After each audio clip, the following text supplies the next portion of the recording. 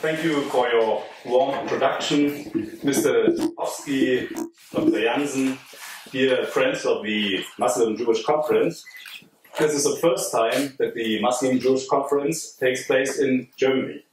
On behalf of the City of Berlin and the Federal Foreign Office, let me bid you a very warm welcome.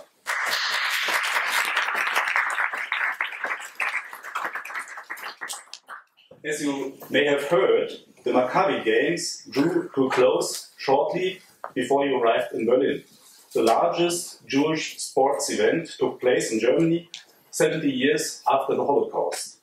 Jewish athletes chose Berlin's Olympia Park as a venue for their event, the very place where Jews were excluded from taking part in the Olympic Games in 1936. We, as Germans and as Berliners, are proud and grateful for this vote of confidence. Jewish life has once again become an integral part of German society, supported by a spirit of togetherness. Ladies and gentlemen, Muslim life as well is an integral part of our society.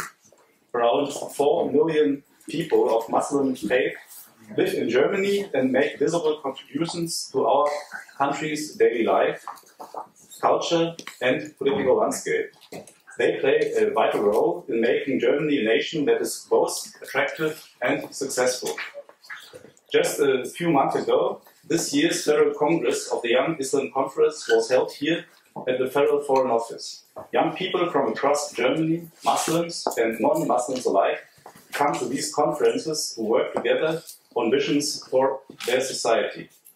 The Barenboim Said Academy, which will offer 80 scholarships to students of music from Israel and Arab countries here in Berlin, is also just one of many examples of this spirit of togetherness.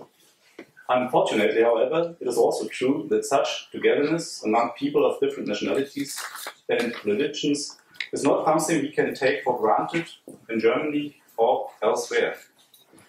There is cause for great concern on our doorstep, where we witness violent attacks and aggression against refugees, immigrants, and people of different origins. Such attacks are unacceptable and call on each and every one of us to stand up and to speak out against racism, Islamophobia, and anti-Semitism. As a State Secretary for Foreign Affairs, let me add that there is also no lack of current global political issues where we need more spirit of togetherness and dialogue. Different assessments of the agreement with Iran and the latently simmering conflict on the Temple Mount in Gaza and the West Bank call for dialogue rather than confrontation. With your attendance of the Muslim-Jewish Conference, you have decided to learn about the positions of others and to talk to each other. When you discuss topics such as Islamophobia and anti-Semitism, religious gender perspectives, the Middle East conflict and conflict management, this will not be without friction. It requires courage to discuss topics of such an explosive nature face to face, courage to engage in debate, courage to grapple with other opinions, and courage to challenge one's own opinions and convictions.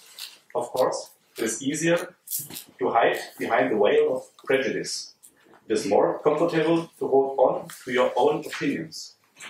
I admire your courage and willingness not to make it easy or comfortable for yourselves. Probably it won't be possible to develop a shared perspective on every single issue, but this will not be decisive for the success of our conference. The very fact that you are listening to each other and taking this opportunity to see the world from the perspective of the other is an example of tolerance in action. The best proof of the success of the Muslim-Jewish Conference is the fact that the young team behind this initiative has established not only joint projects, but also, above all, friendships. Mr. Sichovsky, your conviction that antagonisms between young Muslims and Jews are often not the result of experience, but rather of prejudice, motivated you to establish this conference. The MGC's mission statement, "We talk to each other not about each other, has proved successful. For this achievement, you have our greatest respect. For the coming days, allow me to wish you all thought-provoking discussions, interesting and rewarding encounters, and an exciting stay in Berlin. Thank you very much.